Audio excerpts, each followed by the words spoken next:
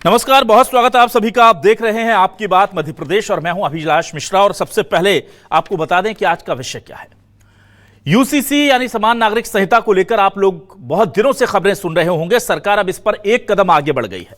सरकार ने आज सर्वदलीय बैठक बुलाई। मोहन यादव की सरकार ने कहा कि सभी दल के लोग आए, यूसीसी के मसौदे पर बातचीत करें, कोई आपत्ति है तो बताएं, कोई सुझाव है तो वो भी दे दें।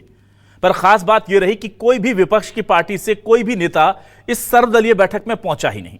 इसमें सिर्फ बीजेपी के लोग थे, ना कांग्रेस ना समाजवादी पार्टी, कोई नहीं पहुंचा। अब यह उनके विरोध का तरीका था कि हमें नहीं जाना है क्योंकि हम नहीं चाहते कि यूसीसी आप लेकर के आए। पर कांग्रेस के इस यूसीसी की सर्वदलीय बैठक में नहीं जाने से आरिफ मसूद, जो कि खुद कांग्रेस के विधायक है, वो खफा है। वो कह रहे हैं कि अपनी बात तो रखनी थी, विरोध तो दर्ज करना था, सुझाव तो देना था। अगर पार्टी ने किसी प्रतिनिधि को वहां नहीं भेजा है तो यह गंभीर चूक है। और आरिफ मसूद कह रहे हैं कि इस मामले पर वो आलाकमान से बात करेंगे। उधर मुसलमानों ने एक बड़ी मांग कर दी है, जिसके बाद अब बड़े कयास भी लग रहे हैं। उन्होंने कहा है कि जैसे विशेष रीति रिवाज के चलते आदिवासियों को यूसीसी के दायरे से बाहर रखा जा रहा है, ठीक वैसे ही मुसलमानों को भी यूसीसी के दायरे से बाहर रख करके आप इसे लागू कर दीजिए। अब समस्या यही है कि सरकार कह रही है कि सभी लोगों से सुझाव लेकर विचार विमर्श कर कर ये यूसीसी का मसौदा तैयार होगा। पर ऐसे में मुस्लिम समाज इसका विरोध कर रहा है, विपक्ष इसमें साथ दे नहीं रहा है। तो क्या वाकई में यूसीसी आ पाएगा? क्या वाकई में मुसलमानों को इस पूरे के पूरे दायरे से अलग रखा जाएगा, या सरकार जैसा चाहती है वैसा होगा? इसी मुद्दे पर करते हैं आज आपकी बात।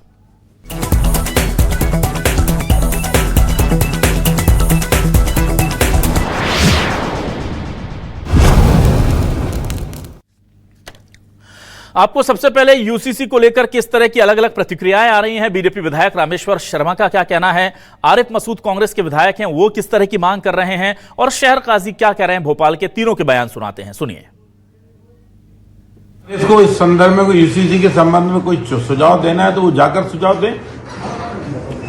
टेलीविजन पर या मीडिया के सामने सुझाव देने से अच्छा कांग्रेसी मित्रों से आह्वान है कि आज प्रशासनिक जो प्रशासन अकादमी है उसमें सुझाव मांगे गए हैं, और कांग्रेसी एक नागरिक के नाते, कांग्रेसी दल के नाते यूसीसी के बारे में उनकी क्या राय है, कितना सख्त कानून चाहते हैं, और इस कानून के अमल के लिए अगर कोई नहीं करता तो उस पर कितनी सजा चाहते हैं, कितना जुर्माना चाहते हैं। मैं चाहता हूं कि यूसीसी के इस कानून के संदर्भ में कांग्रेस अपना लिखित सुझाव दे, और सभी कांग्रेसी मित्रों से भी अपील है कि आज अधिक से अधिक सुझाव दें और इस कानून को सख्त और ताकतवर बनाने में मदद करें। परंपराएं निभा सकते हो, लेकिन बाकी हिंदू, मुस्लिम, सिख, ईसाई, बुद्धिस्ट, इनके लिए आप बाउंड्रीज तय करने जा रहे हो, तो ये गलत है। ये यूसीसी बचा ही नहीं। तो ये दोनों चीज़ें मैंने कही हैं, और मैंने कहा कि मेहरबानी करके अगर आप अच्छा सुझाव भेज देंगे विधानसभा में तो हम लोगों को अच्छा लगेगा, नहीं तो फिर आप संविधान की धज्जियाँ खुद उड़ाएंगे, सब दिख रहा है। और यूसीसी का विरोध भी इसी बात का है कि आप रिलीजियस बाउंड्रीज किसी की भी ना तोड़ें। हमारी हुई और बैठक के अंदर हमने ये सवाल किया कि देखिए कि यहाँ का संविधान है, हम क्रिमिनल लॉ और सिविल लॉ में तो कानून माने हुए हैं, जो हमको आज़ादी दी गई है पर्सनल लॉ के अंदर, उस आदि को बरकरार रखा जाए। और यहाँ पर मुख्तलिफ मज़ाहिब के लोग रहते हैं। यहाँ पर साउथ का कल्चर अलग है, नॉर्थ का अलग है, ईस्ट का अलग है, वेस्ट का अलग है, हर अपने तरह हैं। तो इसी में ये हमारा ये कि हमारा हिंदुस्तान जो है कि ऐसा गुलदस्ता है, ऐसा बाग, इस मुकल्लम के फूल खिले हुए हैं। अब आप कहें कि तमाम फूलों को ख़त्म करके एक फूल लगा दिए जाए तो हमारा ये बाग नहीं रहेगा, बल्कि ये कुछ और बन जाएगा। वहीं आरिफ मसूद ने कांग्रेस के उस फैसले को किस तरह से लिया है जिसमें कांग्रेस ने इस सर्वदलीय बैठक में अपना कोई प्रतिनिधि नहीं भेजने की बात कही थी और नहीं भेजा भी है, उसको लेकर वो खासे नाराज नजर आ रहे हैं और कह रहे हैं यह गंभीर चूक है। इस पूरे मामले को वो आला कमान से बात करके उनके सामने रखेंगे। सुनिए आरिफ मसूद क्या कह रहे हैं। पार्टी का तो मैं नहीं कहता, लेकिन आप बता रहे हैं पार्टी इसको बुलाया था और हमारे यहाँ से नहीं आया, तो ये बहुत अफसोसनाक बात है।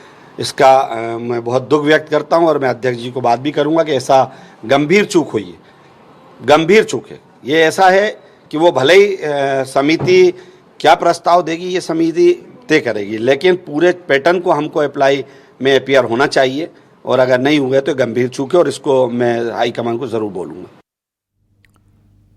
और आइए अब आपको सुनाते हैं कि नए यूसीसी मसौदे को लेकर के चाहे वो हिंदू संत हों या क्रिश्चियन धर्मगुरु, उनकी क्या सोच है, वो किस तरह की प्रतिक्रिया दे रहे हैं, ये भी सुनिए।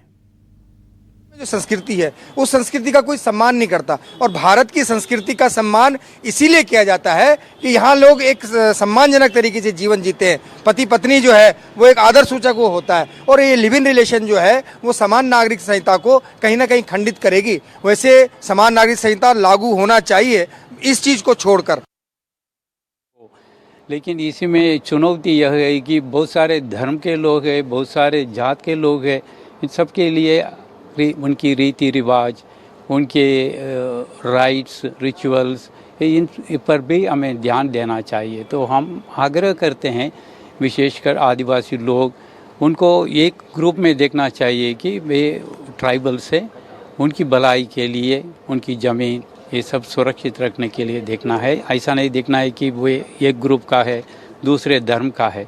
सबका भला हो, ये जो यूनिफॉर्म सिविल कोड। और आइए अब देखते हैं आज के सवाल क्या है। सवाल लेकर आ रहे हैं आपके टेलीविजन स्क्रीन पर। सवाल यह रहे आपके सामने, यूसीसी पर मुस्लिम समाज की बड़ी मांग, आदिवासियों की तरह छूट की कर दी डिमांड। उन्हें वैसी ही छूट चाहिए जैसे आदिवासी समाज को इससे अलग रखा गया है। सर्वदलीय बैठक में विपक्ष ने हिस्सा नहीं लिया। आरिफ मसूद ने कांग्रेस के फैसले पर सवाल उठा दिया। वो कह रहे हैं जाना तो था, विरोध दर्ज कराना था। बीजेपी बोली एक देश एक कानून है जरूरी। कांग्रेस बोली अल्पसंख्यकों के खिलाफ है बीजेपी। एमपी में यूसीसी कानून का मसला मुस्लिमों की डिमांड से और उलझा। क्या आदिवासियों की तरह मुस्लिम समाज भी कानून से बाहर होगा?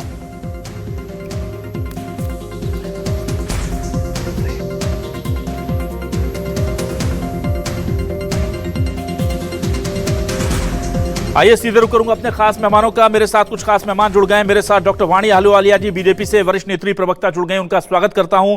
आज स्वतंत्र सिंह चौहान जी, प्रवक्ता और कांग्रेस से वरिष्ठ नेता हमारे साथ जुड़ रहे हैं, उनका स्वागत करता हूं। मेरे साथ परवेज इकबाल साहब हैं, मुस्लिम स्कॉलर, उनका बहुत इस्तकबाल करता हूं। और राधेश्याम काकोड़िया, राष्ट्रीय प्रवक्ता गोंडवाना गणतंत्र पार्टी है, उनका भी बहुत स्वागत करता हूं। सबसे पहले मैं इस पूरे मामले पर परवेज जी आपके पास आता हूं। परवेज जी, जरा मुझे ये बताइए, ये पूरा मामला जो है इसमें मुस्लिम पक्ष ने अब बड़ी डिमांड की है, आदिवासियों की तरह यूसीसी के दायरे से खुद को अलग रखने की उन्होंने मांग की है। इसका आधार क्या मानते हैं आप, और क्या आपको लगता है ये हो पाएगा? क्योंकि कहा तो यह जा रहा है कि यूसीसी को लाने का मकसद ही खास तौर से मुस्लिम समाज जो है वो है। मेरी जो बात है वो आपने खुद ही अपने आखिरी में कह दी है कि इसका जो मेन मकसद है वो मुस्लिमों को टारगेट करने के लिए ही इस कानून को लाया जा रहा है। अब मेरा एक कहना है कि ठीक है, जो काजी साहब ने, भोपाल काजी साहब ने एक बात कही, मैं उससे पूरी तरह इत्तेफाक रखता हूं कि अपराध को लेकर या राजस्व को लेकर जो इस तरह के कानून है उसको तो ऑलरेडी मुस्लिम समाज मान ही रहा है। लेकिन विवाह और विरासत और इस तरह की जो मुद्दे हैं, जो मामले हैं, ये एक संस्कार से जुड़े हुए हैं। ये संस्कार हर धर्म के अलग होते हैं, हर समाज के अलग होते हैं, प्रदेश के हिसाब से अलग हैं। तो आप इस सब को क्यों एक उसमें देखना चाहते हैं? आप जैसे विवाह को तो आप खुद ही कहते हैं, हिंदू धर्म के लोग खुद कहते हैं कि विवाह एक संस्कार है, तो संस्कार तो हर धर्म के अलग अलग होंगे ना। तो आप उसको एक ही पैमाने में कैसे रख सकते हैं किसी चीज़ को? और ये सब चीज़ करने की आवश्यकता क्या पड़ रही है? मुझे आप एक बात बताइए, जो देश के दूसरे कानून है वो तो सब मुस्लिमों के और सबके लिए एक ही हैं, सब उसको मान ही रहे हैं। तो आपने सही कहा कि इसको सिर्फ मुस्लिमों को टारगेट करने के लिए ही लाया जा रहा है, और इसका क्या मकसद है, क्या उद्देश्य है, ये आप भी अच्छी तरह जानते हैं, पूरा देश अच्छी तरह जानता है।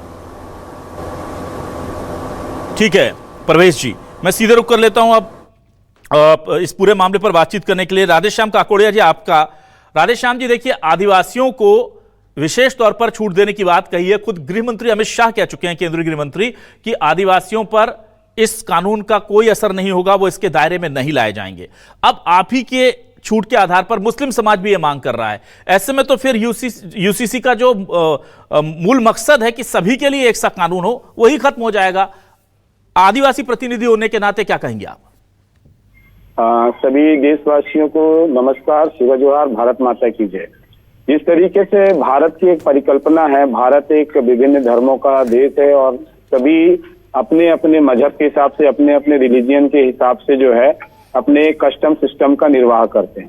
जिस तरीके से अमित शाह जी ने आदिवासियों को यूसीसी से अलग किया है, मैं सबसे पहले अमित शाह जी से आज इस मंच के माध्यम से प्रश्न भी करना चाहूंगा, क्या आदिवासियों को यूसीसी से अलग करना, क्या इसको आपने लिखित तौर पे दिया है? दूसरा चीज है कि क्या यूसीसी जो है मात्र धार्मिक व्यवस्थाओं में होनी चाहिए? यूसीसी क्या सभी के रोजगार के लिए नहीं होनी चाहिए? सभी के लिए एक समान शिक्षा में नहीं होनी चाहिए? इस पर भी जो है अमित शाह जी को बोलना चाहिए, क्योंकि भारत जो है विभिन्न धर्मों का देश है। इस पे क्रिश्चियन भी रहता है, मुस्लिम भी रहता है, सिख भी रहते हैं, ईसाई भी रहते हैं। सभी को अपने अपने धर्म अनुसार, अपने अपने कस्टम अनुसार अपने जीवन जीने की आजादी और स्वतंत्रता है। मुझे ऐसा लगता है कि जो भारतीय जनता पार्टी है, भारत देश की अक्षुण्णता को खत्म कर कर जो है एक देश एक राष्ट्र बनाना चाहती है। जिस तरीके से आप भारत के बाहर देखेंगे तो विभिन्न राष्ट्र ऐसे हैं जो एक ही धर्म को मानते हैं और वहां की स्थिति देखिए, लेकिन हमारे जब भारत की बात आती है तो भारत में अनेकता में एकता दिखता है। तो जिस तरीके से आदिवासियों को अमित शाह जी ने बोला है कि यूसीसी से बाहर रखना चाहिए, लेकिन अमित शाह आदिवासियों को आदिवासी मान कहाँ रहे हैं, वो तो वनवासी बोल रहे हैं। तो सबसे पहले आदिवासी बोलना तो सीखे अमित शाह जी, फिर यूसीसी से बाहर रखने की बात करें या यूसीसी से अंदर रखने की बात करें। पहले आदिवासी को आदिवासी तो माने। बिल्कुल, लेकिन राधेश्याम जी, मुस्लिमों की इस डिमांड पर क्या आप उसी तरह साथ देते हैं जैसे आप अपने लिए मांग कर रहे हैं कि हमें हमारे रीति रिवाजों में दखल ना दिया जाए? ऐसे ही मुस्लिम समाज के साथ खड़े होंगे क्या आप? बिल्कुल बिल्कुल, मुस्लिम समाज के साथ भी खड़े होंगे, पूरे आदिवासी मुस्लिम समाज के साथ में भी खड़े होंगे और इसके साथ साथ में क्रिश्चियन समाज के साथ में भी खड़े होंगे। सबकी अपनी अपनी मान्यता है, सब अपनी अपनी जगह पे जो है अपने रीति रिवाज को फॉलो कर रहे हैं, उसके हिसाब से जो है अपना जीवन निर्वाह कर रहे हैं और भारत देश में अमन और सुकून के साथ में रह रहे हैं। इनके बीच में ये यूसीसी लाकर जो है भारत देश की शांति भंग करने का काम जो है भारतीय जनता पार्टी के द्वारा किया जा रहा है। स्वतंत्र सिंह चौहान जी, आज देखिए, वैसे तो जाहिर सी बात है कि विषय यही था कि सर्वदलीय बैठक में आप नहीं गए और इस बात को लेकर के खुद आरिफ मसूद जी भी नाराज है। वो कह रहे हैं कम से कम विरोध जता देते, आपको जाके अपनी बात तो रखनी थी। क्या वजह है? और सबसे बड़ी बात यह है कि जिस वर्ग को ये सबसे ज्यादा प्रभावित कर रहा है यूसीसी, कांग्रेस ने मुस्लिम वर्ग के लोगों से मतलब प्रतिनिधियों से बातचीत भी नहीं की कि जाना चाहिए कि नहीं जाना चाहिए। एक तरफा फैसले हो रहे हैं क्या कांग्रेस में? भाई साहब, भाई ये डिबेट सुन के थक गए हैं। आज यूसीसी की पहली मीटिंग है, आज यूसीसी की दूसरी मीटिंग है, आज यूसीसी की तीसरी मीटिंग है। भाई साहब, करना क्या चाह रहे हैं? इनको यूसीसी लाना है कि प्रोपेगेंडा ला करके अपनी प्रशासनिक विफलताओं को छुपाना है? मैं राधेश्याम जी को बहुत गौर से सुन रहा था। अमित शाह जी ने यह कहा है कि आदिवासियों को इससे दूर रखा जाएगा। अब भाई साहब एक बात बताइए, जो पार्टी, जो लोग 200 करोड़ का राम दरबार में डकैती डाल सकते हैं, क्या उनकी बात पर रंच मात्र का विश्वास किया जा सकता है? ऐसे लोग जो चंदा चोरी कर सकते हैं, भगवान राम के नाम पर हमारी और आपकी आस्थाओं को पर कुठाराघात कर सकते हैं, क्या ऐसे लोगों की बात पर यकीन है?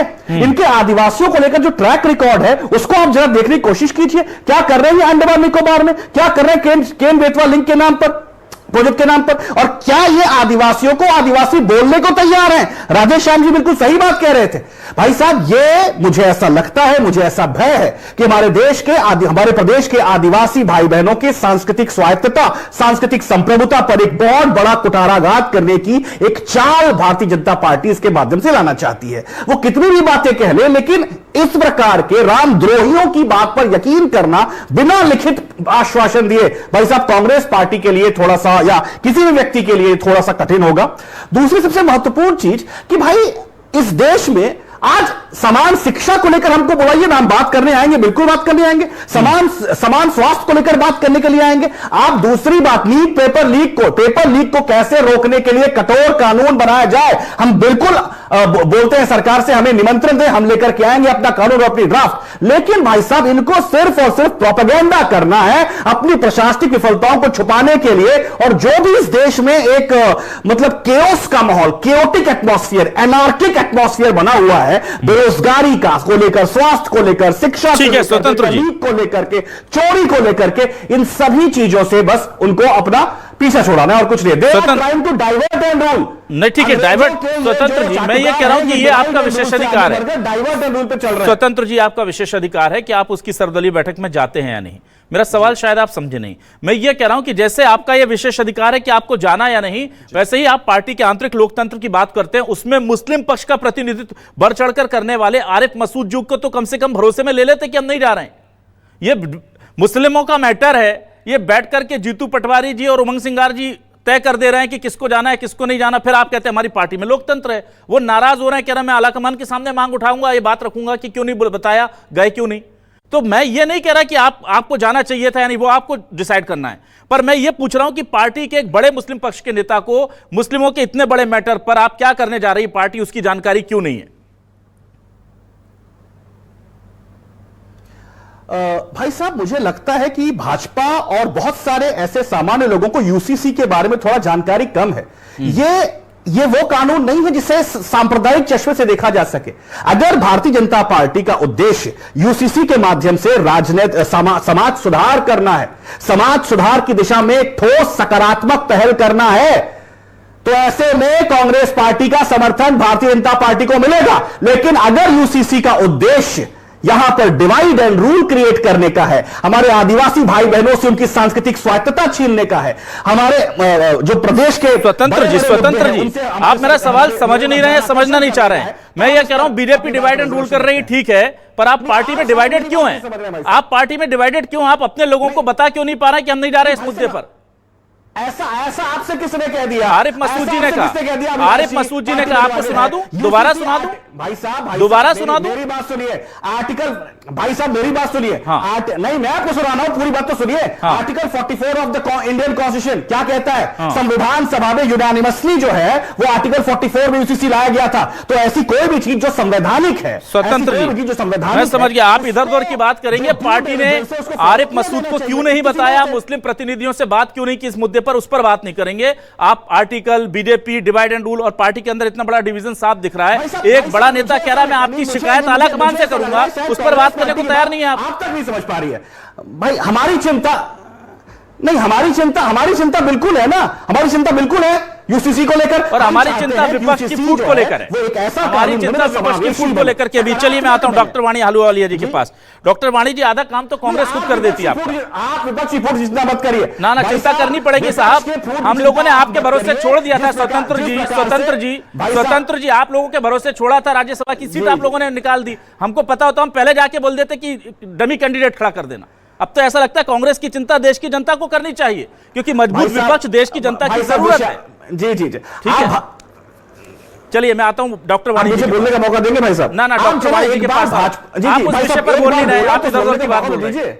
आप बोलिए उस विषय पर आपने आरिफ मसूद को क्यों नहीं बताया? मैं मौका देता हूं फिर। भाई साहब आपने विपक्ष की, मैं बिल्कुल बोल रहा हूं, आप मेरी बात सुनिए। अभिलाष जी मेरी बात सुनिए। आपने कहा कांग्रेस में आपको चिंता है डिसयूनिटी की। मैं बोल रहा हूं आपको बीजेपी की चिंता होनी चाहिए डिसयूनिटी की। नृपेंद्र मिश्रा जाकर ये बात कह रहे हैं कि रामद्रोहियों ने डाका डाल दिया है। बात नहीं करनी है आपको। चलिए ठीक है, हो गया, समझ गए, इतना काफी है। इतने में आप एक्सपोज हो गए कि आपको आरिफ मसूद पर बात नहीं करनी है। अब मैं वाणी जी के पास आता हूं। डॉक्टर वाणी आलूवालिया जी आपके पास आता हूं। ठीक है स्वतंत्र जी, ठीक है, ठीक। रामद्रोहियों पर भी बात कर लेंगे हम। उस दिन डिबेट में आपको स्पेशली बुला लेंगे। आज तो हम जो पार्टी द्रोही हैं उन पर बात कर रहे थे, वो इसलिए कर रहे थे क्योंकि बड़ा मैटर था, इसमें आपको एकजुट होकर लड़ना था। चलिए मैं बात कर रहा हूं बीजेपी प्रवक्ता डॉक्टर वाणी से। डॉक्टर वाणी जी, आपसे मैं ये जानना चाहता हूं, ये यूसीसी देखिए, भले ही आप कुछ भी कहें, साफ तौर पर लगता है कि मुस्लिम पक्ष को टारगेट करने के लिए लाया गया है। एक तरफ आप कहते हैं इसमें कि आदिवासियों को अलग रखेंगे, लेकिन राधेश्याम जी काकोड़िया की जो चिंता है बहुत जायज है। एक तरफ गृह मंत्री जी कहते हैं कि आदिवासियों को इससे दूर रखेंगे, और दूसरी तरफ आपकी पार्टी जो मसौदा तैयार करती है उसमें मेन बिंदु यह होता है कि आदिवासियों की रीति परंपराओं का अध्ययन किया जाएगा। भाई, जिन्हें इस दायरे में लाना ही नहीं है उनका अध्ययन क्यों करवा रहे हैं आप? यानी कि कुछ तो मन में खोट है, या तो जो अमित शाह जी कह रहे हैं उससे इतर आप कुछ करने का मन बना चुके हैं, या फिर आप दिखावा कर रहे हैं, क्योंकि जब आपको उनको लाना ही नहीं तो उनको छोड़ दीजिए ना। आप अध्ययन कीजिए मुसलमानों पर, अध्ययन कीजिए दूसरे धर्मों पर। जिनको लाना नहीं उन पर अध्ययन करा रहे हैं आप। अभिलाष जी, मैं आपको भी और इस पूरे पैनल को, राधेश्याम जी को, परवेज जी को और स्वतंत्र जी को, जो बहुत स्वतंत्र विचार रखते हैं हर डिबेट में, सबको प्रणाम करती हूँ। श्रोताओं को नमस्कार करती हूँ। देखिए, दो चीजें तो बहुत स्पष्ट कर दी। एक तो कि ये पूरा मसौदा जैसे रायता फैलाने का प्रयास हो रहा है, बिल्कुल झूठ पर आधारित है। जब माननीय मोदी जी कहते हैं सबका साथ, सबका प्रयास, सबका विकास, तो उसमें उन अल्पसंख्यक बहनों का भी विशेष ध्यान उन्होंने रखा है। जब ट्रिपल तलाक से उनको मुक्ति दिला दी, शाह बानो का इतिहास हमारे सामने बार बार दरवाजा खटखटाता और कहता है कि बहनों को न्याय, इंसाफ, सम्मानजनक जीवन मिलना चाहिए। जब अमित शाह जी ने कहा कि हमने हमारे जनजातीय क्षेत्र के परिवारों के ऊपर ध्यान रखा है, उनको उनकी जीवन शैली को सुरक्षित रखने का हमने प्रतिबद्धता ली है, तो ये भी सिद्ध होता है कि जब हम इस बिल के लागू करेंगे मध्य प्रदेश में तो अध्ययन करना अनिवार्य है, ये हमारा नैतिक कर्तव्य है। आप ध्यान देंगे कि हर राज्य में, चाहे वो उत्तराखंड में हो या गुजरात में, जहां भी इसे लागू किया गया है वहां पर अध्ययन के बाद हो सकता है कुछ विशेषता हो मध्य प्रदेश की जिसे हमें यहाँ संशोधित करना पड़े, ऐड करना पड़े, सब्ट्रैक्ट करना पड़े। और रही बात अगर हम सबके समानता की बात करते हैं तो गोवा में इसे बहुत सुंदर तरीके से स्वीकारा गया है। वहां की आबादी 80% क्रिश्चियंस है। हमें सुनिश्चित करना है कि हम चाहते क्या हैं। हम चाहते हैं कि संवैधानिक असूलों पर हम खरे उतरें, लोकतांत्रिक मूल्यों को हम सिद्ध ठीक है वाणी जी। ये जो हमारा यूसीसी की प्रतिबद्धता है वो डे 1 से है और हमने हमारा स्टैंड बदला नहीं है। ये हर वर्ग के विकास के लिए है। अब फिर वाणी जी, आपने लास्ट में जो बात कह दी, मेरे को काउंटर सवाल करना पड़ेगा मजबूरी में। आप करेंगे सबका साथ, सबका विकास और सबका विश्वास, और ऐसा फैसला करने जा रहे हैं जिसमें बीजेपी के अलावा कोई आ नहीं रहा, और फिर उसको भी जस्टिफाई कर देंगे। तो अगर सबका साथ ही लेना है तो आप बोल दीजिए जब तक सब साथ नहीं आएंगे नहीं लागू करेंगे। अभिलाष जी, हम आमंत्रण दे सकते हैं, सब राजनीतिक दलों का ये मौलिक अधिकार है। आपने भी कहा, हाँ। ये लोकतांत्रिक उनकी प्रतिबद्धता होनी चाहिए कि वो उसमें भाग ले, वो आए। ना वो भाग ले। एक मिनट, तो आप एक मिनट राधेश्याम जी, तो आप वाणी जी ये कह रहे हैं कि अगर आप यानी कि या तो आकर के हमारे साथ हमें हाँ मिला लीजिए, वरना हम लागू कर देंगे। अभिलाष जी देखिए, फिर वही बात हो रही है। हाँ, अगर वो नहीं आते तो वो अपना रुख जाहिर कर रहे हैं। हाँ। राजनीतिक रोटियां सेकने के लिए नहीं है ये बिल। डॉक्टर वाणी जी, आप मैं वोट बैंक पॉलिटिक्स आपके पास जैसे उनका नैतिक अधिकार है, आपके पास संवैधानिक अधिकार है, आप उसको अपने नंबर्स के जरिए ला सकती हैं। मेरा सवाल यह है कि आपको लाना है, आप ले आइए,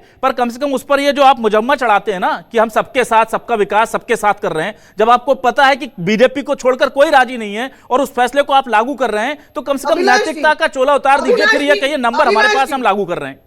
अभिलाष जी, मुझे लगता है आपका ये बयान व्यंग के साथ ज्यादा है। देखिए, जब सदन में गहन चिंता होती है, बड़े और अहम फैसलों के ऊपर बहस होती है, राहुल गांधी बैठते हैं, राहुल गांधी वहां से गायब हो जाते हैं। ये कि कांग्रेस पार्टी की जो गंभीरता है, जो इनकी प्रतिबद्धता है, वो जाहिर करता है कि वो जनता के साथ कितना जुड़े हुए हैं, जनता की कितना चिंता करते हैं। और अब ये भी आप मेरे को बताइए कि अगर कोई राजनीतिक दल ने वोट बैंक पॉलिटिक्स का उसका दरवाजा बंद होते देख रहा है, जिसके कारण वो विड्रॉ कर रहा है, तो उसके लिए आप क्या कहेंगे? ना ठीक है, वो एक अलग चीज हो सकती है, क्योंकि कांग्रेस कहती है कि आप छात्रों पर बात नहीं करते, उसके लिए ले आइए कोई बिल, वो आप लाते नहीं। वो एक पॉलिटिकल आपका सेटलमेंट होता है जो सबके लिए होता है। मेरा सवाल यह है कि क्या यूसीसी सबके लिए आ रहा है?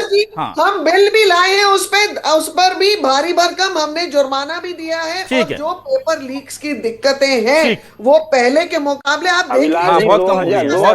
बहुत अच्छे हाल जो है। मैं परवेज जी के पास आ जाता हूँ। ठीक है, परवेज जी बंद कमरे में जो है सारे फैसले लिए जाते हैं। ठीक है, परवेज जी के पास आने दीजिए। राधेश्याम जी फिर आऊंगा आपके पास। राधेश्याम जी आऊंगा, एक मिनट। परवेज जी मैं आपसे ये जानना चाह रहा हूं, इस पूरे मामले में विपक्ष का साफ तौर पर रुख है कि वो इसमें इंटरेस्टेड नहीं है, और विपक्ष मतलब पूरा विपक्ष, उसमें समाजवादी पार्टी भी है, और इसमें तो आज तो आपको गोंडवाना गणतंत्र पार्टी का भी समर्थन मिल रहा है। देखिए, लेकिन बीजेपी ये लागू करती है ये कहते हुए कि हम सबका साथ, सबका विकास और सबका विश्वास चाहते हैं। इससे बड़ा विरोधाभास, इससे बड़ा कॉन्ट्रोडिक्शन प्रेजेंट पॉलिटिक्स सिस्टम में क्या होगा कि एक ऐसा बिल जिस पर बात भी नहीं करना चाहता पूरा समाज, बीजेपी को छोड़ करके, उसको लेकर के वो कहते हैं ये सबके लिए हम लेकर के आ रहे हैं। इसे कैसे देखते हैं आप? बिल्कुल, ये आपने बिल्कुल सही कहा कि ये सिर्फ भाजपा का अपना प्रोपेगेंडा है। जितनी नाकामी भारतीय जनता पार्टी की है, उनकी सरकारों की है, चाहे वो किसी भी प्रदेश में हो, चाहे देश में हो, जो मेन मुद्दे हैं उनकी तरफ उनका ध्यान आम जनता का भटकाना है। और इसलिए ये सांप्रदायिक इशू वक्त पे निकाल के लाते हैं ताकि जनता का ध्यान भटकाया जा सके। और इनके पास विकास और ये जो बातें हैं कहने की सबका साथ, सबका विकास, इसकी पूरी सच्चाई की पोल पूरे देश के सामने, पूरी दुनिया के सामने खुल चुकी है। हर मोर्चे पे ये नाकाम है। आप स्टूडेंट देख लीजिए, किसान देख लीजिए, और इनके कानून कितने फायदेमंद होते हैं आप खुद देखिए। जब ये किसानों के हित की बात करते हैं तो पूरे किसान बॉर्डर पे उमड़ जाते हैं, जब ये मुस्लिमों के हित की बात करते हैं तो मुस्लिम सड़कों पर उतर जाते हैं, ये आदिवासियों की बात करते हैं तो आदिवासी। इससे जाहिर होता है कि इनकी मंशा ठीक नहीं है। इनके कानून बनाने का जो मोटिव है वो राजनीतिक मोटिव है। ये किसी भी समाज को सुधारना इनका मकसद नहीं है, चाहे वो मुस्लिम समाज हो, चाहे ये ढोंग करते हैं इस चीज का, और अपनी नाकामी को छुपाने के लिए इस तरह के ये प्रोपेगेंडे करते हैं ताकि जनता एक फिजूल सी बहस में उलझी रहे और उन सब बातों पर पब्लिक का ध्यान ना जाए जो ये कारगुजारियां जो ये सरकार कर रही है। ठीक है, चलिए जी डॉक्टर वाणी जी प्लीज आप जवाब दे दीजिए। मैं परवेज जी भाईजान से आपसे पूछना चाहती हूँ, जब योजनाओं का क्रियान्वयन होता है क्या भारत देश में धर्म के आधार पर होता है, जाति के आधार पर होता है? जाति और धर्म की आप योजनाओं की मैं धार्मिक एक मिनट वाणी जी मेरी बात सुनिए, वाणी जी मेरी बात सुनिए। योजनाओं के क्रियान्वयन की बात मत कीजिए। आप मुझे जो मुद्दे से देखिए अभिलाष भाई, ये दिशांतर हो रही है बात। मैं आपसे ये कह रहा हूँ, वाणी जी मेरी बात सुनिए, आप सुनिए, जवाब ना परवेज जी। ठीक है सर मैं आऊंगा। वाणी जी और भी लोगों से सवाल लेना मुझे, ठीक है हो गया। परवेज जी मैं आपके पास आऊंगा बाद में। वाणी जी प्लीज। सुरक्षा में सुधार है, ठीक है, वैश्विक स्तर पर देश हर चुनौती का सामना कर पाता है। आप कौन सा चश्मा पहन रहे हैं? ठीक है वाणी जी, वैश्विक स्तर पे क्या हालत है देश की वो सबको मालूम है। एक मिनट परवेज, एक मिनट और भी आप आंकड़े उठा के देखिए। ठीक है परवेज, गोदी मीडिया के आंकड़े मत दिखाइए, आंकड़े उठा के देखिए देश की स्थिति क्या है। परवेज जी ठीक है चलिए मैं जल्दी से राधेश्याम काकोड़िया जी के पास आता हूं।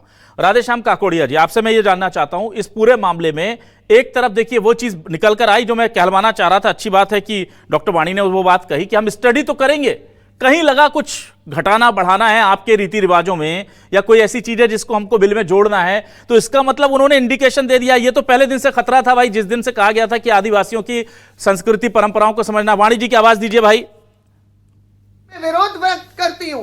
आप हर डिबेट में मेरे कुछ शब्दों का उपयोग करके उसको ट्विस्ट ना आपके अकेले के शब्द का आपके अकेले शब्द नहीं है। ट्विस्ट देखिए, आप अपने मन मुताबिक अपने डिबेट की टीआरपी के लिए उसको उपयोग करते हैं, ये गलत बात है। ठीक है चलिए, आपने कहा है हो सकता है अभिलाष जी कि कुछ ऐसे तथ्य हो जिससे हमारे भाई बहनों को कुछ उपयोगी मदद मिले। मैं वाणी जी आपको कब मना कर रहा हूँ? विकास के मुद्दे आप जो कह रहे हैं मैं वही तो कह रहा हूँ। नहीं, नकारात्मक है कि सकारात्मक, वो तो लागू करने के बाद क्या होगा ना। आपने पहले डिसाइड कर लिया कि वो सकारात्मक होगा आदिवासियों के लिए, आप उसमें चेंज करेंगी। एक मिनट राधेश्याम जी, आप भाई अभिलाष जी एक बात बताइए, अभिलाष जी एक बात बताइए, आप मेरा कैसा भला कर रहे हैं जो मैं नहीं चाहता हूँ, आप जबरदस्ती। बिल्कुल ठीक है परवेज जी, एक मिनट परवेज जी, राधेश्याम जी एक मिनट। वाणी जी मेरा यह कहना है कि आपने कमेटी बनाई है, उस कमेटी को जो काम सौंपा उसमें पहला और सबसे महत्वपूर्ण बिंदु यही है कि आदिवासी परंपराओं और संस्कृति का अध्ययन करना, और आप भी कह रही हैं ये बात। हमको भी जानकारी चाहिए भाई, क्यों चाहिए? अच्छा आप एक बात बताइए, आप ये यूसीसी ला रहे हैं, मैं वही तो कह रहा हूँ मैडम, जानकारी के बगैर हम कैसे करेंगे? तो क्यों करेंगे जब उनको लाने ही नहीं अंदर, तो आपको जानकारी क्यों चाहिए? शब्दों को खींचतान करके ना आपके शब्दों को नहीं खींच रहा हूँ, आप सरकार ने जो कमेटी बनाई है उसके जो ऑन रिकॉर्ड बिंदु हैं उस पर बात कर रहा हूं मैं, ऑन रिकॉर्ड बिंदु की बात कर रहा हूं। राधेश्याम जी अब आपके पास आता हूं। ठीक है वाणी जी, आपका ऑब्जेक्शन आ गया। अब मैं जरा मैं ले लेता हूं ये बात। देखिए ये बात तो बहुत स्पष्ट है, और उस दिन भी मैंने डिबेट किया था और ये पूछा था सरकार से कि भाई जब आपको आदिवासियों को इसको अपने दायरे में नहीं लाना है तो आप आदिवासियों पर सबसे ज्यादा फोकस क्यों है? आज वो बातें धीरे धीरे रिस करके बाहर आ रही, जिस पर वाणी जी नाराज हो रही है मुझ पर। निवासी है, ठीक है, आदिवासी नहीं है ये कहना चाह रही है ना आप? वो मूल निवासी आदिवासी नहीं है ये कहना चाह रही हैं। फिर मेरे शब्दों का दुरुपयोग कर रहे हैं। तो आप मैंने कहा आदिवासी जनजातीय क्षेत्रों के मूल निवासी नहीं है। सबसे पहले इस बात को आप चलिए वो शब्दों पर बाद में होगा, लेकिन राधेश्याम जी ये तय है कि जरूरत पड़ी तो कुछ थोड़े बहुत बदलाव कर सकते हैं, जो वो कह रही है कि आपके फायदे में करेंगे। अब वो कह रही है मुसलमानों के फायदे में करेंगे, पर मुसलमानों को पसंद नहीं आ रहा। इस बात की क्या गारंटी है कि आदिवासियों के रीति रिवाजों से छेड़छाड़ आदिवासियों के फायदे में ही होगी, उनको एक्सेप्टेड होगी? इस बात की कोई गारंटी आपको दी गई है क्या? नहीं अभिलाष जी, मैं आपको एक बात स्पष्ट कर देना चाहता हूं, शायद भारतीय जनता पार्टी ने भारतीय संविधान को सही तरीके से पढ़ा नहीं है। आर्टिकल 13(1) से लेके 13(3) तक जब देखेंगे तो आदिवासियों की परंपरा, उनकी रूढ़ी प्रथाएं, और 244 में देखेंगे तो स्वशासन व्यवस्था है, जहां हम जो है प्रकृतिवाद को मानने वाले लोग हैं, ना ही हम पुस्तकवाद में चलते हैं, ना ही हम किसी मनुवादी व्यवस्थाओं में चलते हैं। तो जब हम प्रकृति की बात करते हैं तो हम जल जंगल जमीन की बात करते हैं, वृक्षों की बात करते हैं। तो वाणी जी, भारतीय जनता पार्टी किसका अध्ययन करना चाहती है? अडानी अंबानी को भेजकर पूरे आदिवासियों के जंगलों को कटा दिया गया, आदिवासियों की पूरी जमीनों से विस्थापित किया जा रहा है। आप मध्य प्रदेश की बात करेंगे तो सिंगरौली को जाके देख लीजिए, बेतवा को जाके देख लीजिए, उमरिया जिले में जो है आप पाली क्षेत्र में जाके देख लीजिए किस तरीके से जो है आदिवासियों के जंगलों को, आदिवासियों की जमीनों को बेचा जा रहा है। आप भारतीय संविधान को पढ़िए। और गोंडवाना गणतंत्र, राधेश्याम जी एक बात और बताइए, आज क्या गोंडवाना गणतंत्र पार्टी राज्यपाल जो है आदिवासियों के क्षेत्र में हस्तक्षेप करने के लिए है? कोई राधेश्याम जी एक सवाल और बहुत महत्वपूर्ण ले सकती है। राधेश्याम जी एक सवाल बहुत महत्वपूर्ण, क्या आज गोंडवाना गणतंत्र पार्टी या ऐसा आदिवासी कोई संगठन जो कि बीजेपी के संगठनों से जुड़ा हुआ ना हो, ऐसा आदिवासियों का कोई स्वतंत्र संगठन इस सर्वदलीय बैठक में गया था क्या आज? नहीं, किसी को आदिवासियों को तो किसी ऐसे समुदाय को पता ही नहीं है। अच्छा, आदिवासी नहीं है, मुस्लिम नहीं है आज और विपक्ष नहीं है, फिर भी सबका साथ हो रहा है। चलिए मैं स्वतंत्र सिंह चौहान जी के पास आता हूँ। फाइनल कमेंट डॉक्टर वाणी जी आपके पास आऊंगा लेने में। डॉक्टर वाणी जी के पास आऊंगा। स्वतंत्र जी, मुझे ये बताइए, इस पूरे मामले में आदिवासी अलग खड़े हैं, मुस्लिम भी उन्हीं के साथ खड़े हैं, कांग्रेस उधर खड़ी है, समाजवादी पार्टी उधर खड़ी है, आम आदमी पार्टी उधर खड़े हैं, तमाम लोग खड़े हुए हैं। और अगर आप लोग जाएंगे ही नहीं या अपनी मंशा जाहिर नहीं करेंगे सार्वजनिक तौर पर, तो सरकार को तो आप एक तरह से सीधे सीधे मैं कह रहा हूं कि लूप होल दे रहे हैं, ये कहने का कि भाई वो नहीं आए तो हमको जो लगा हमने पास कर दिया। कम से कम आप जाएंगे, पता चलेगा, उस पर आपत्तियां उठाएंगे, उसके बिंदुओं को लेकर क्या दिक्कत है तकनीकी वो उठाएंगे, तब एक जाकर कंसेंसस बन सकता है। और हो सकता है कि उस वक्त देश आपकी और विपक्ष की बात समझे कि हाँ भाई ये गलत हो रहा है। आप लड़ने ही नहीं जाएंगे, आप युद्ध ही नहीं करेंगे, तो फिर जाहिर सी बात है कि उनको वॉक ओवर मिल जाएगा जो हर बार मिल जाता है चुनावों में। और बीजेपी और वाणी जी तो इसके लिए बहुत मतलब प्रैक्टिस कर चुके हैं कि बिना लड़े जीत जाते हैं वो लोग। बिना लड़े कैसे जीतते हैं अभिलाष जी, ये बात आपको बहुत अच्छे से पता है। खैर, हम आपसे सिर्फ इतना कहना चाहते हैं कि जो आपने एक बिंदु उठाया, बहुत अच्छा बिंदु उठाया कि वो आदिवासियों के धार्मिक आस्थाओं का या उनकी आस्थाओं का अध्ययन करेंगे। अव्वल तो बीजेपी अध्ययन करेगी, यही बड़ा हास्यास्पद है। लेकिन सबसे महत्वपूर्ण चीज है ये अध्ययन कैसे करेंगे, because the norms and the customs of our scheduled tribes are highly uncodified and highly unwritten. They are not codified, they are not written, वो अलिखित फॉर्म में है। ठीक, उन कस्टम्स, उन ट्रेडिशंस का को एनालाइज कैसे करेंगे? वो इंटरजनरेशनल तरीके से ट्रांसफर कर रहे हैं और बिना आदिवासियों के साथ संवाद स्थापित किए यूनिलैटरली अगर वो अध्ययन करने के लिए जाएंगे तो सोचिए बीजेपी कैसा अध्ययन करेगी। और दूसरी बात अभिलाष जी की आपने जो पूछा कि क्या ये हमारा असहयोग है? हमारा असहयोग नहीं है, हम सिर्फ इनसे ये बहुत फ्रस्ट्रेट हो गए हैं सब चीजों से कि भाई ये मूल मुद्दों पर कब आएंगे। अपनी प्रशासनिक विफलता को सांप्रदायिक चश्मे से या सांप्रदायिक पर्दों के पीछे कब तक छुपाएंगे ये लोग? हम बहुत फ्रस्ट्रेट हो गए इनसे। कब ये शिक्षा की बात करेंगे, कब ये रोजगार की बात करेंगे, कब ये स्वास्थ्य की बात करेंगे? दिक्कत यही है कि नंबर गेम में अभी आप लोग, मैं समझता हूं एक विपक्ष के नाते, लेकिन नंबर गेम में अभी बीजेपी बहुत ताकतवर है आपसे, और आपको पब्लिक फोरम पर आकर उनसे फाइट तो करना पड़ेगा अगर आपको लगता है ये जनहित के मुद्दे हैं। तो मेरा आपको सुझाव है, मैं तो बस सुझाव ही दे सकता हूं, चाहे वो आरिफ मसूद हो या आम जनता, जो भी आप काम कर रहे हैं वो ऑन रिकॉर्ड लेकर के उन्हें भरोसे में लेकर के कीजिए, ताकि लगे कि विपक्ष लड़ाई लड़ रहा है। जीतना हारना, सरकार किसकी बनेगी किसकी नहीं बनेगी, वो अंतिम में जनता ही तय करती है, लेकिन कम से कम विपक्ष जो है वो जूझता दिखता है तो लोकतंत्र में उम्मीदें बनी रहती हैं। अब मैं डॉक्टर वाणी जी आपके पास एक महत्वपूर्ण सवाल लेकर आ रहा हूं। डॉक्टर वाणी जी, आपने कहा यूसीसी समान नागरिक संहिता, समान नागरिक संहिता में समान वर्ड लगा हुआ है। राधेश्याम जी एक मिनट, समान का मतलब होता है सभी के लिए एक जैसी, आपने कहा कि सबके लिए एक जैसी है, फिर जो लोग कहते हैं कि वोट बैंक की पॉलिटिक्स के लिए आपने आदिवासियों को अलग कर दिया, ठीक है, अच्छा किया। अब आप मुझे बताइए कि जब आदिवासियों के लिए अलग नियम और बाकियों के लिए अलग नियम, तो फिर यह समान नागरिक संहिता कैसे हुई? पहले तो आप इसका नाम जस्टिफाई नहीं हो रहा, इसको स्पेशल नागरिक संहिता आप कह सकते हैं। दूसरी चीज ये कि अगर आप आदिवासियों की परंपराओं का अध्ययन करने के बाद पाते हैं कि इनमें से कुछ चीजों को हमको लग रहा है जो उनके हित में, आपकी नजर में उनके हित में है, वो उसको एड ऑन करना, हटाना, जो भी आप कर सकते हैं, तो क्या आने वाले भविष्य में मुस्लिमों के लिए भी इस तरह की छूट रहेगी कि अगर आपको लगता है कि ये चीजें इसकी छूट इनको दी जानी चाहिए तो वो आप देंगे क्या? ऐसा कुछ प्रावधान करने जा रहे हैं? देखिए, दो तीन चीजों के माध्यम से मैं आपका उत्तर देने का प्रयास करती हूँ। उत्तराखंड में ये लागू हुआ है, वहां आदिवासी समुदाय है और उन्होंने स्वीकारा है कि जिन तथ्यों पर, जिन असूलों पर वहां लागू किया है, उनका अध्ययन करते हुए यहाँ पर क्या फिट होता है, यहाँ का परिदृश्य कैसा है, उसके ऊपर ये कमेटी विचार कर रही है और फिर अपना रुझान देगी। दूसरी चीज, जब हम मुस्लिम पक्ष की बात करते हैं तो मोदी जी ने और सरकार ने ये बहुत स्पष्ट किया है कि इस वर्ग को भी मुझे लगता है विकास के पथ पर जोड़ते हुए इन्हें भी भविष्य के लिए एक विकल्प अच्छा देना है। और इसीलिए ट्रिपल तलाक का जो हमने देखा था, एक जो संशोधन हुआ था, वो इसलिए था कि महिलाओं को एक इज्जत के साथ जिंदगी, उन्हें एक सामान्य जिंदगी, और मुझे लगता है मूल आधारों पर हम शाहबानों को देख चुके हैं कि कैसे कोड़ियों के दाम उसे ना ठीक है, वो ठीक है, बिल्कुल आपकी बात ठीक है। अगर सुधार हो रहा है तो सुधार की कोई दिक्कत नहीं, पर प्लीज अभिलाष जी, तो जब हम पर्सनल लॉज देखते हैं तो हम अगर संविधान के अनुकूल काम कर रहे हैं तो हम उसमें शरिया को कैसे लागू कर सकते हैं? एक देश में एक ही विधान हो सकता है। मैडम वाणी जी, मैं बड़ी विनम्रता से आपसे एक चीज कहता हूं ना, वाणी जी एक मिनट, आपने जो प्ली दी उस पर मैं बड़ी विनम्रता से कहता हूं, मुस्लिम बहनें उनके पति 2-3 शादी करें, आपको दर्द होता है। आदिवासियों की युवतियों की 2-3 शादी हो जाए, आप खुश हैं उसको लेकर, और उसे आप जस्टिफाई करती हैं।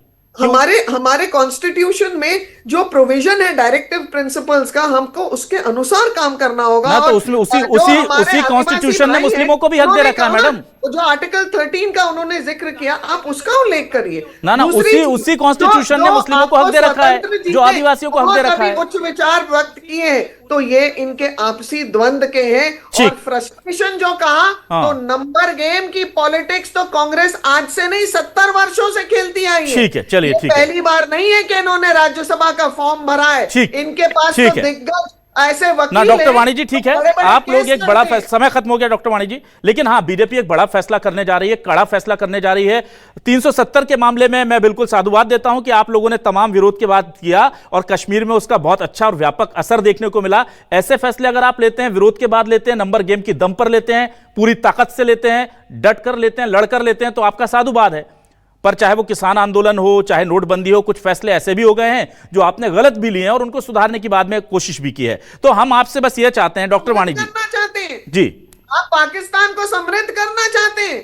नोटबंदी से अगर किसी देश को कटोरा पकड़ाया तो वो है पाकिस्तान। अच्छा, और किसानों को क्या कर दिया था? किसान किसानों का पब्लिक का माइंड डाइवर्ट करने के लिए पाकिस्तान, मुसलमान, 3 तलाक, इसके अलावा कोई मुद्दे नहीं है। तो फिर बिल वापस क्यों ले लिया आपने डॉक्टर वाणी जी? फिर बिल वापस क्यों ले लिया? एक मिनट, ना परवेज जी, एक मिनट, ना डॉक्टर वाणी जी, आपको डॉक्टर वाणी जी थोड़ा पॉजिटिव अप्रोच रखना चाहिए। एक मिनट, आपको डॉक्टर वाणी जी, जब मैंने बोला कि आपने कुछ अच्छे काम किए हैं, अगर मैंने 1-2 हो सकता है आपकी नजर में, तो आप कभी गलत होते नहीं है, बीजेपी में तो कभी आज तक गलती हुई नहीं है, पर अगर मैंने 1-2 चीजें ऐसी गिना दी जो आम आदमी को अच्छी नहीं लगी, तो उसे भी एक्सेप्ट कर लेना चाहिए। मैंने अच्छी भी गिनाई ना पहले, इसलिए कि आप नाराज हो जाती हैं, तो मैंने पहले अच्छी गिनाई। देखिए अभिलाष जी, लोकतंत्र है तो सबके भाव का, सबके स्वभाव का हम आदर करते हैं, किसानों का भी करते हैं ना, मैं वही कह रहा हूं, मेरा बस इतनी चिंता है। मैं यही कह रहा हूं कि आपने 370 हटाई, 370 हटाई, उसके लिए आपको साधुवाद। आप बहुत अच्छा काम कर रहे हैं, आप 370 हटाई, उसके लिए साधुवाद। ऐसा फैसला करने जा रहे हैं तो कीजिए, पर उससे एस्टेब्लिश कीजिए कि वो फैसला अच्छा है। लेकिन आपने किसान कानून जबरदस्ती जिद में लाए थे, बिना किसानों से बातचीत किए। ऐसे ही मैं ये चाहता हूं कि आप कम से कम ये जो सबका साथ, सबके विकास के लिए और समाज के सद्भाव के लिए जो बिल ला रहे हैं, उसमें कम से कम सब कुछ शामिल कर लीजिएगा, तो आगे इस तरह की नौबत नहीं आएगी और आपके खाते में एक और उपलब्धि जुड़ेगी। वरना क्या है, लानते मलानते तो फिर सियासत का हिस्सा है। जो करते हैं गलती वो मानते नहीं है, और जो देखते हैं वो कभी छोड़ते नहीं है उसको, वो दशकों तक चलती रहती है। नेहरू जी ने कुछ गलतियां की थी, आज तक आप लोग कैश कर लेते हैं, तो ऐसा होता है। इसलिए मैं तो बस आपकी चिंता कर रहा था, जैसे कांग्रेस की कर रहा था, क्योंकि मुझे लगता है कि अगर आप दोनों सही रास्ते पर रहेंगे तो देश सही रास्ते पर रहेगा। बहुत शुक्रिया डॉक्टर वाणी जी, स्वतंत्र सिंह चौहान जी, परवेज इकबाल जी, राधेश्याम काकोड़िया जी, हमारे साथ जुड़ने के लिए, इस डिबेट का हिस्सा बनने के लिए तमाम दर्शकों का शुक्रिया। नमस्कार।